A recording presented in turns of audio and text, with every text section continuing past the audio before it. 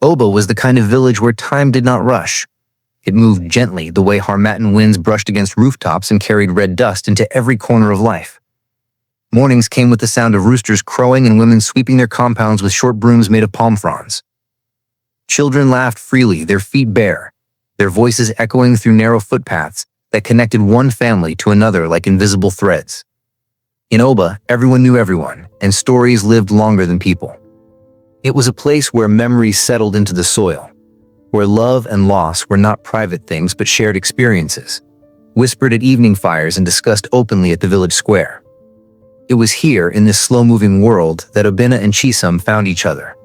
Not through fate announced with thunder, but through small, ordinary moments that quietly grew into something unbreakable.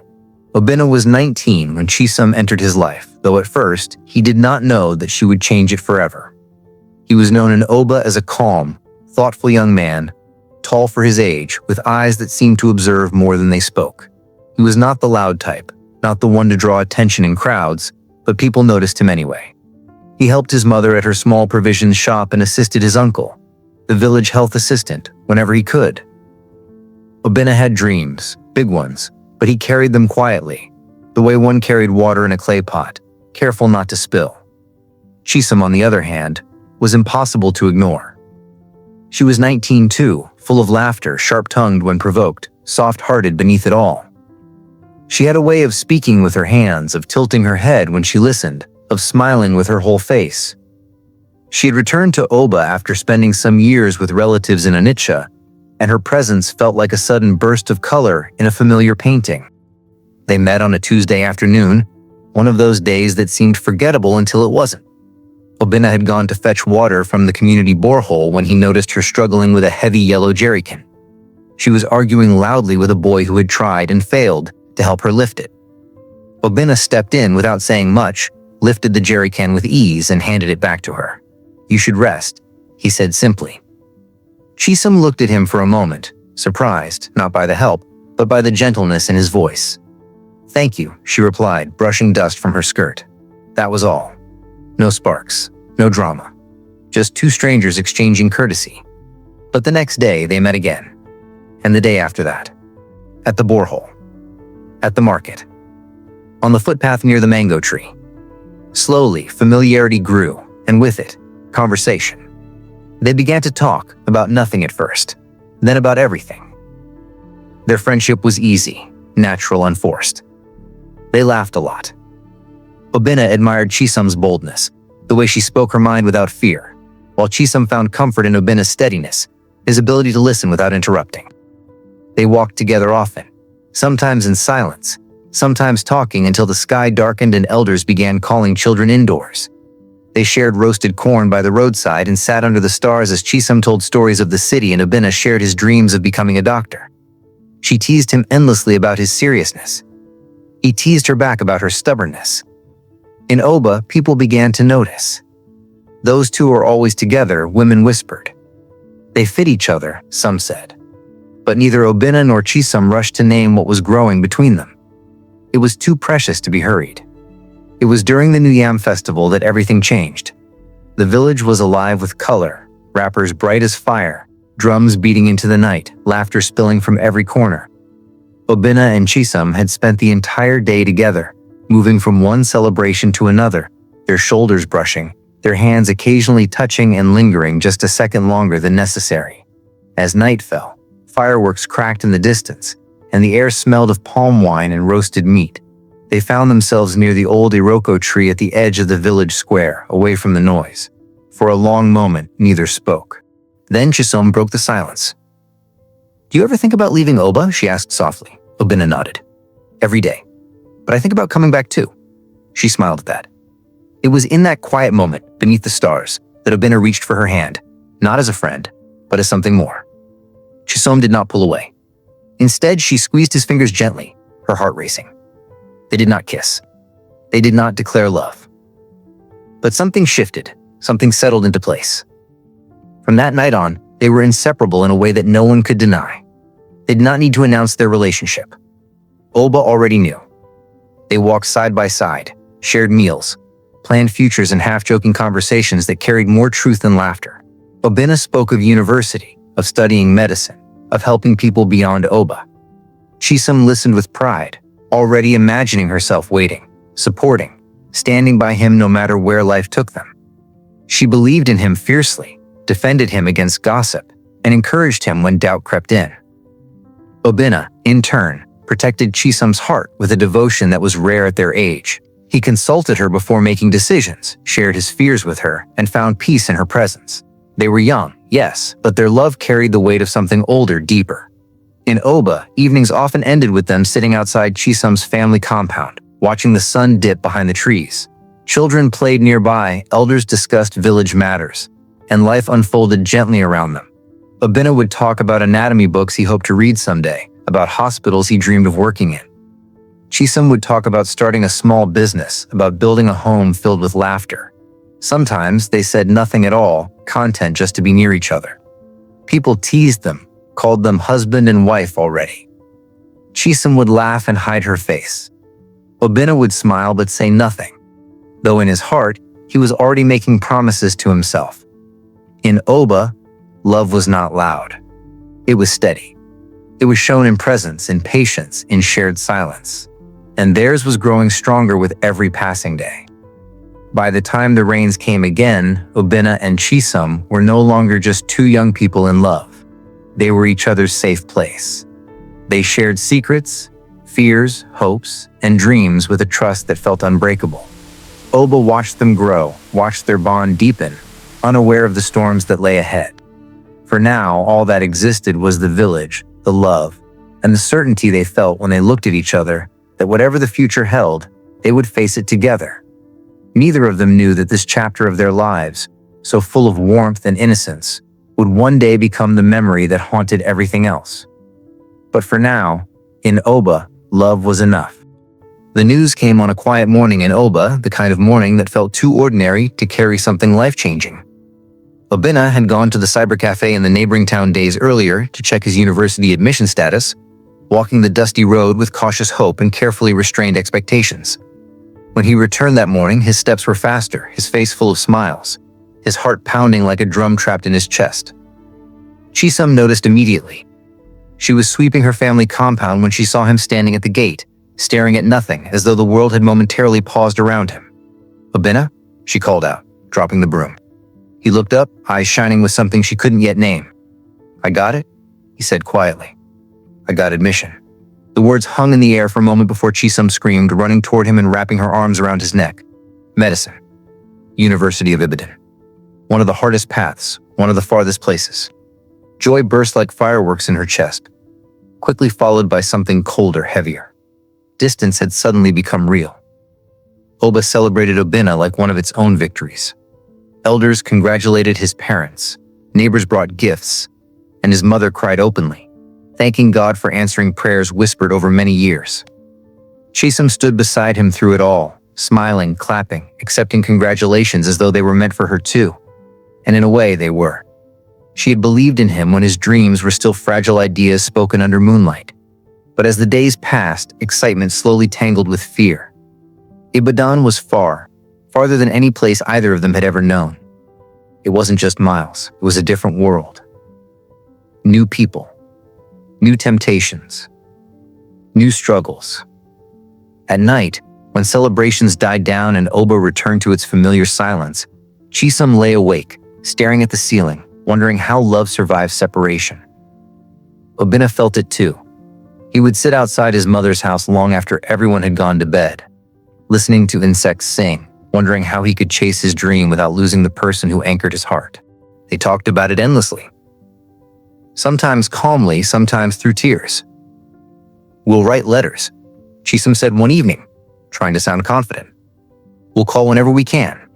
Obinna nodded, though doubt flickered behind his eyes. "Medicine is not easy," he admitted. "There will be days I won't even have strength to talk." Chisom reached for his hand. "Then, I'll wait. Even silence won't change how I feel." Her loyalty frightened him, not because he doubted her, but because he feared himself. He feared time. He feared distance. And above all, he feared the stories Oba elders told in low voices. Stories of lovers torn apart by cities that swallowed village boys whole. It was Chisom who suggested it first, her voice barely above a whisper one night beneath the iroko tree. "What if we make a promise?" she said. "Not just words. Something deeper." The idea of the oath did not come from nowhere. Oba was a village steeped in tradition, where old beliefs lived side by side with modern dreams. Oaths were not spoken of lightly. They were sacred, binding, feared. When Chisom mentioned it, Obinna's first reaction was shock. "That's dangerous," he said. "You don't play with things like that." Chisom nodded. "I know. That's why it means something." She looked at him with eyes full of certainty. "I don't want distance to give fear a voice between us." Obinna wrestled with the idea for days, he thought. He remembered every moment they had shared, every promise spoken casually, every plan made without knowing the cost. In the end, love won over fear. Or perhaps it was fear that disguised itself as love. Either way, Obinna agreed. They chose the night carefully. No noise. They met beneath the iroko tree where their love had first changed shape. Chisom brought a small blade, wrapped carefully in cloth. Obinna brought a small cup and a bottle of water. Their hands trembled as they stood facing each other. For the first time since they met, there was fear between them, not of each other, but of the power they were about to invoke. "If at any point you want to stop, we stop," Obinna said firmly. Chisom nodded. "I won't stop," she replied. She was the first to act. She made a mark on her palm, just enough to open it. Obinna felt his chest tighten at the sight. He took the object and did the same, biting back a groan. It dripped into the cup, mixing inseparable. They spoke the words slowly, deliberately. Promises of loyalty, of love, of togetherness beyond distance.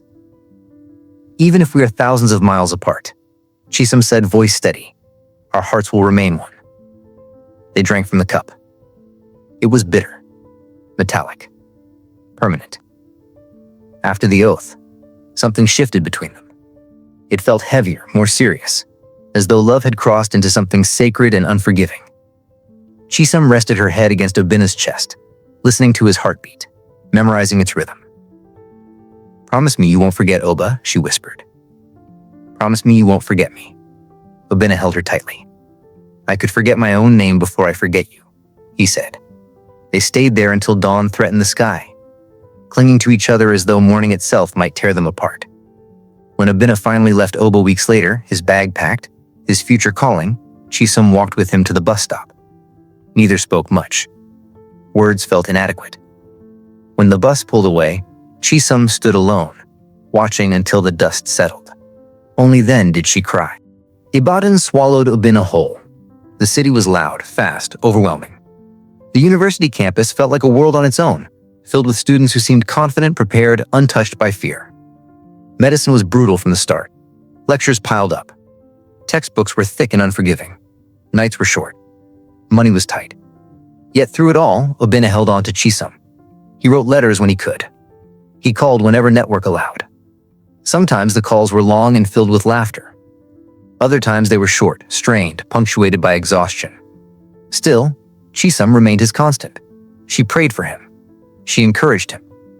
She reminded him who he was when Ibadan tried to erase Oba from his bones. And Obinna believed, truly believed, that the oath would carry them through anything. That distance would bow to love. That fate had been sealed beneath the iroko tree. But even sacred promises do not stop time. And time, quietly and patiently, had already begun to test them. Ibadan did not welcome Obinna gently. It tested him from the very first week, as though the city itself needed proof that he deserved to be there. The lecture halls were massive, filled with hundreds of students whose confidence intimidated him. Professors spoke quickly, assuming understanding where Obinna was still struggling to keep up. The textbooks were thick and unforgiving, their pages filled with words that seemed to blur together after hours of reading. Medicine was not just a course, it was a consuming force, demanding every ounce of attention, strength, and sacrifice. Many nights, Obinna returned to his small room exhausted, his head pounding, his stomach empty. Yet even in those moments, when doubt crept close enough to whisper, he held on to one though. Chisom believes in me. That belief became his anchor. Communication with Oba was not easy. Calls were expensive, network unreliable. Still, Obinna tried. He called whenever he could, sometimes standing outside late at night, phone pressed to his ear, listening to Chisom's voice crackle through poor reception. She told him about village life, the market gossip, children growing taller, the river swelling with rain. He told her about anatomy classes, sleepless nights, and the fear of failing. Sometimes he exaggerated his strength to protect her from worry. Sometimes she did the same. They laughed when they could. They prayed together over the phone. And always, before hanging up, Chisom would remind him of their oath. Distance doesn't change the heart, she would say. Obinna believed it. He needed to believe it. Money was the hardest enemy. His scholarship barely covered tuition. Feeding himself became a daily challenge. There were days he attended lectures with nothing in his stomach but water. Pride kept him from asking for help. Back in Oba, Chisom sensed his struggle even when he tried to hide it. She offered to send money, but Obinna refused. "You're not rich," he said gently. "I'll manage." She didn't argue, but it hurt her to feel useless from afar. The oath had tied their hearts together, yet reality reminded them that love did not automatically solve hunger or exhaustion. Slowly, conversations that were once light became heavier. Silences stretched longer. Calls grew shorter. Not because love was dying, but because life was demanding more than either of them had expected. It was during one of Obinna's lowest moments that Titi entered his life. Not dramatically, not romantically, but practically. She was a course mate, a few years older, confident, grounded. She noticed Obinna during a study group session, his tired eyes, his quiet participation, the way he borrowed notes instead of buying textbooks. When she offered him her notes, he hesitated before accepting. "Thank you," he said softly, embarrassed. Titi smiled. "We're all surviving here," she replied. At first, that was all she was, a fellow student, a helper. She showed him shortcuts around campus, told him where to find cheap food, explained topics he struggled with. She didn't ask questions he wasn't ready to answer. She didn't push. She simply helped. Obinna told Chisom about Titi, casually at first. "There's a girl in my class who helps me with notes," he said during one call. Chisom paused before responding. "That's good," she replied. And she meant it. She trusted Obinna. She trusted their oath. But something subtle shifted inside her chest, a feeling she couldn't name. Back in Oba, she had no way of seeing how close proximity worked, how shared struggles bonded people. All she knew was distance. Meanwhile, in Ibadan, Obinna leaned more on Titi, not because he wanted to replace Chisom, but because survival demanded companionship. Medicine did not leave room for loneliness. It punished isolation. Weeks turned into months. Obinna grew stronger academically but weaker emotionally. The pressure never eased. Exams loomed constantly.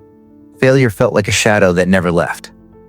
Titi became his steady presence on campus, someone who understood the stress, who spoke the same academic language, who could offer immediate help instead of distant encouragement. Still, when night came, Obinna thought of Chisom. He remembered Oba. He remembered the iroko tree. He remembered the oath. Guilt crept in quietly, not because he had betrayed her, but because he felt himself changing. The version of Obinna who left Oba was softer, more hopeful. Ibadan was hardening him. Chisom felt the change too. Calls became irregular. When they spoke, Obinna sounded tired, distracted. He no longer had time for long conversations. She told herself it was normal. She reminded herself of the oath. Still, nights grew lonelier. She clung to memories, replaying old conversations, rereading letters. In Oba, people asked about Obinna constantly. "How is our doctor?" they would say proudly. Chisom smiled and answered confidently, though inside, uncertainty gnawed at her. Love from a distance required faith, and faith was beginning to feel heavy. Titi never crossed a line, not yet. But closeness has a way of blurring boundaries without announcing itself. Shared meals, late-night study sessions, quiet encouragement. Obinna did not see it as danger. He saw it as help, as kindness, as necessary. He still loved Chisom. He still believed in their promise. But he was learning something painful, that love could coexist with temptation. And that survival sometimes demanded compromises the heart did not immediately recognize.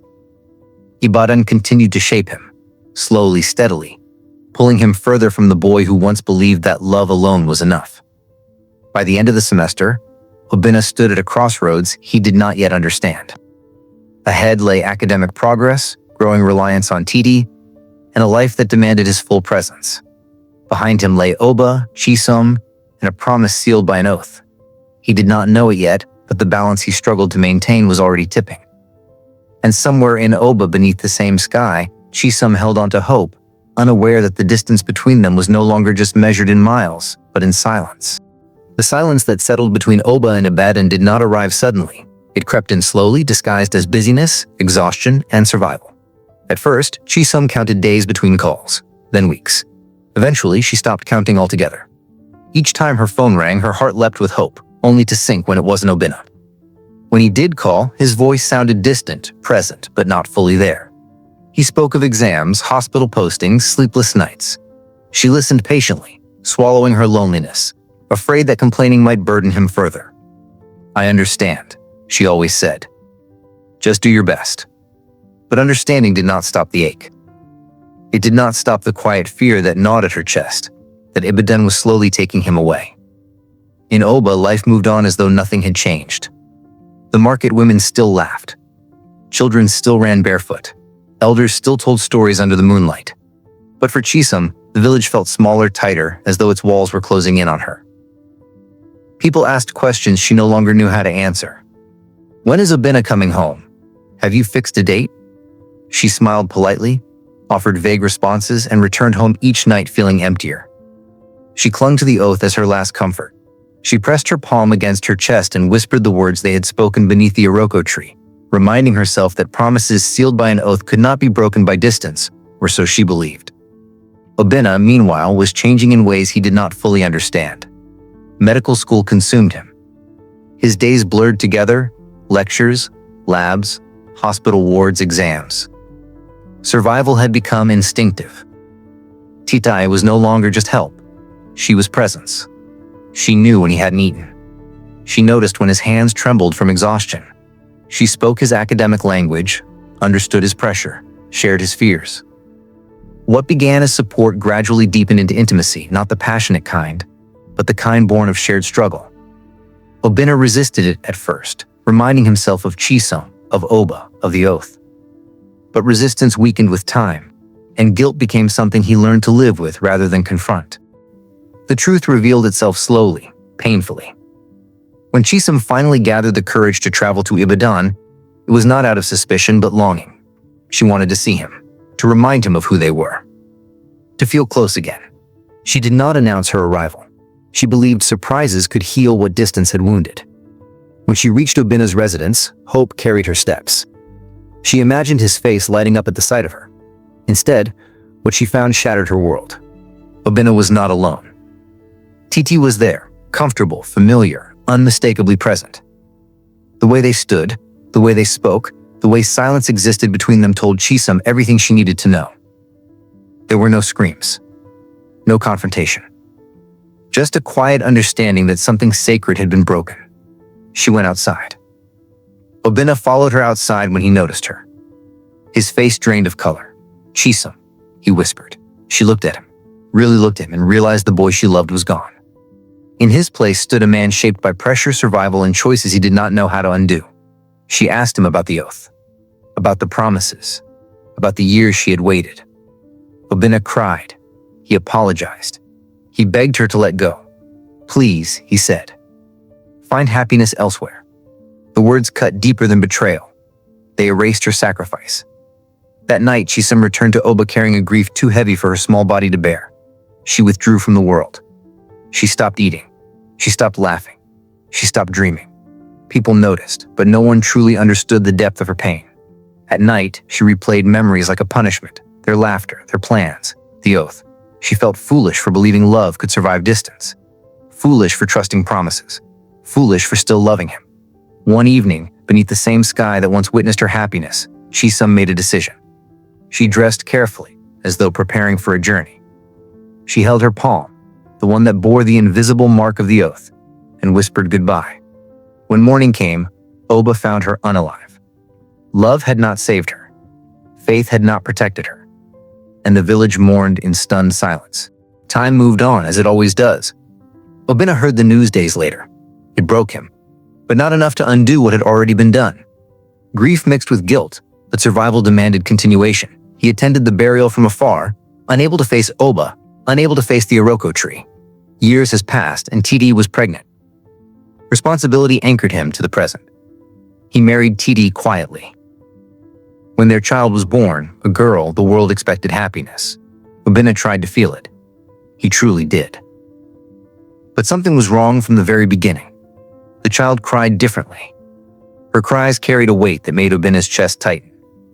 One night, while bathing her, he noticed something that shocked him. On her tiny palm was a faint mark, one he recognized instantly: the oath. Perfect. Undeniable. His hands shook. His breath caught. Fear settled into his bones. From that day on, strange things began to happen. He felt watched. He felt watched. Sometimes, when the child cried, he felt Chisom's pain flood his body, raw, overwhelming, accusing. One night, after returning from work exhausted, Obinna entered his bedroom and found Chisom lying on his bed. Her clothes were stained. Her eyes were open, watching him. He screamed. Titi ran to him in panic. But no one else saw anything. Only Obinna. The visits continued. Sometimes she stood in corners. Sometimes she whispered his name. Always silent. Always waiting. Obinna knew then that death had not ended their story. The oath had bound them beyond life. And Chisom had come back, not for revenge, but for resolution. Obinna did not sleep anymore. Sleep had become a dangerous place where dreams and reality blended into one relentless nightmare. Each time he closed his eyes, Chisom was there, sometimes standing silently at the foot of his bed, sometimes sitting beside him, her fingers brushing against his arm like cold smoke. She did not accuse him with words. Her presence alone was enough. It carried the weight of promises broken, sacrifices wasted, and a love that refused to die quietly. During the day, Obinna moved like a shadow, present but absent, his eyes sunken, his spirit frayed. Titi noticed the change long before she understood it. She asked questions he could not answer. She watched him flinch at nothing, stare into corners, wake up gasping for breath. The house no longer felt safe. Joy cried endlessly, and each cry pierced Obinna's heart like a blade. When the dreams began bleeding into daylight, Obinna knew he could not outrun what was chasing him. "Obinna," Titi whispered, "what is happening to you?" He could no longer lie. He told her everything: the village, Oba, the love, the oath, the betrayal, the suicide. Titi listened, tears streaming down her face, realization dawning painfully. She was not cursed. She was simply caught in a story that began long before her. Fear drove Obinna back to Oba. He went not as the village's pride, not as the doctor they once celebrated, but as a broken man searching for mercy. The moment his feet touched the red earth, memories flooded him: laughter beneath the iroko tree, whispered promises, Chisom's smile. The village had changed, but the spirits had not. Elders received him with guarded eyes. They had heard whispers.